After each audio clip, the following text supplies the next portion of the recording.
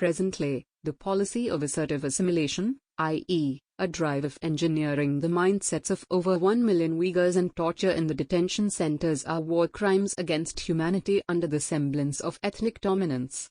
The Chinese state, compelled by a Zhonghua Minzu concept equalizing Chinese identity with Han identity, is seeking irrational ends by batting against its own Shaoshu Minzu.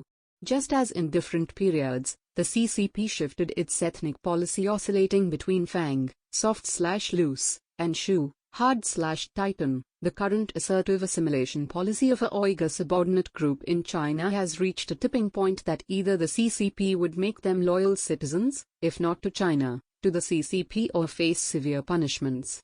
Post 9/11, the CCP played a victim of terrorism and intensified the crackdown on the Uyghurs in China's northwestern region.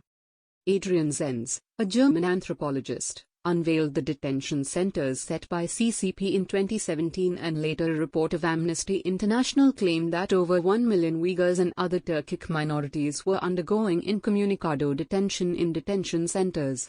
With Xi Jinping's rise to power, a strike-down policy is articulated in its peripheral region as it is regarded as an emanating threat.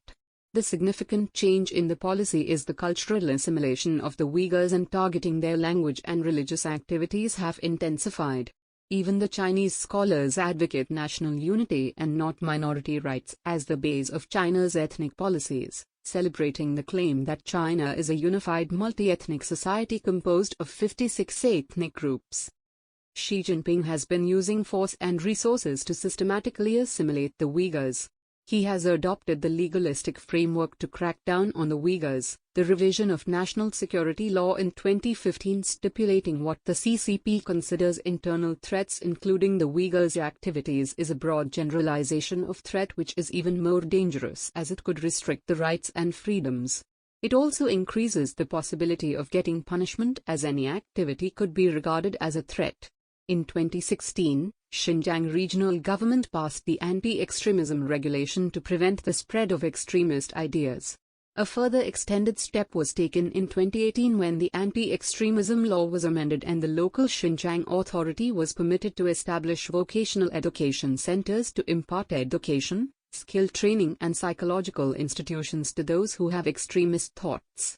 In terms of using its resources, the CCP has applied high-tech mass surveillance, collecting biometric data, using AI and big data to track individuals in Xinjiang.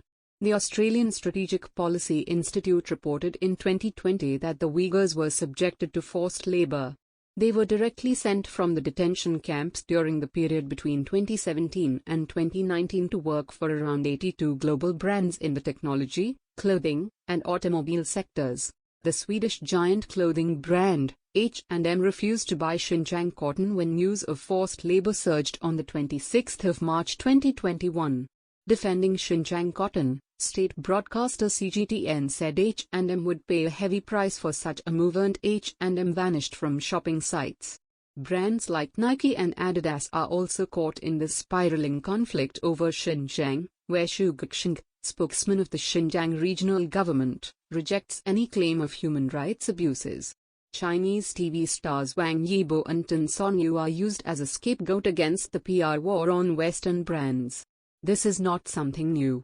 China took similar steps in 2019, when Daryl Morey tweeted in support of a pro-democracy protest in Hong Kong NBA that was dropped by Chinese broadcasters. Recently, CGTN on the 28th of March released an idyllic musical voice drama The Wings of Songs showcasing beautiful fast-developing modern Xinjiang, defending the human rights abuses and portraying social cohesion. Uyghurs need attention. Reports of human rights abuses are circulating, with several testimonies from the survivors claiming forced sterilization of women in the detention centers, followed by torture and inhumane living conditions. Recently, in some corners of the world, some states are raising their voices against these war crimes against humanity. Bangladesh was the only Muslim state to organize a press meet on the Uyghurs. In the 2nd of April 2021 press conference, organizer Elaine Muktajotha Prajana Shongashad urged the UN to play its role in stopping the persecution of Uyghurs. On the 22nd of March 2021, Britain imposed sanctions called HR abuses in the Western Chinese region, a coordinated sanction introduced by the EU, US and Canada. In retaliation and to defend its claim, China has imposed a set of retaliatory sanctions on the Western officials. The states need to jointly come together and raise concerns on the human rights abuses, but unfortunately, the situation does not seem to be that way.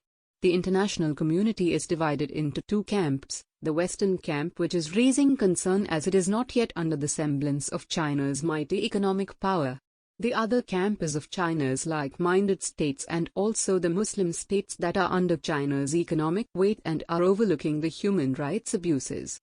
The Chinese state does not pay heed to much of the criticism and is successful in deflecting it. However, in terms of domestic scenario, the CCP would assess the success of the current assertive assimilation policy because the drive of socially engineering a subordinate group cannot be carried out for a long time.